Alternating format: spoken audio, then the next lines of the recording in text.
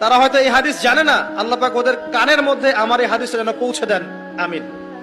নবী সাল্লাল্লাহু আলাইহি ওয়াসাল্লাম বলেছেন, আমি মেরাজের রাতে যখন গিয়েছি তখন এক শ্রেণীর মানুষকে দেখেছি, ওদেরকে শাস্তি দেয়া হচ্ছে। কি শাস্তি? জাহান্নামীদের রক্ত এবং পুঁজ ওদেরকে খেতে দেয়া হচ্ছে। জিবরাইল আলাইহিস সালামকে জিজ্ঞাসা করা হলো যে এরা কারা? তিনি বললেন, এরা আপনার উম্মতের সেই সব ব্যক্তি যারা মাদকদ্রব্য সেবন করত।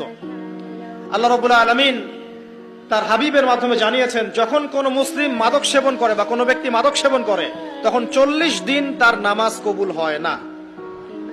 এরপর যদি সে তওবা করে তাহলে আল্লাহ পাক তার তওবা কবুল করবেন ইনশাআল্লাহ। যদি সে আবারও মাদক খায় তওবা করার পর, আবার 40 দিন তার নামাজ কবুল হবে না। যদি সে আবার তওবা করে আল্লাহ পাক আবার তাকে মাফ করে দিবেন। যদি সে আবারও মাদক খায়, আবার 40 দিন তার নামাজ কবুল হবে না। তারপর যদি আবার তওবা করে, আবার আল্লাহ তাকে মাফ করে দিবেন।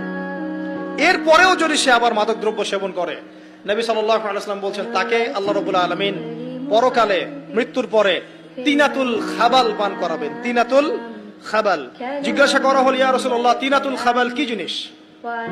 নবী সাল্লাল্লাহু আলাইহি ওয়াসাল্লাম উত্তর দিচ্ছেন, এটা হচ্ছে জাহান্নামীদের রক্ত, মাংস, এগুলো পুড়ে পচে যে রসটা বের হবে, এটা হচ্ছে তিনাতুল খাবাল।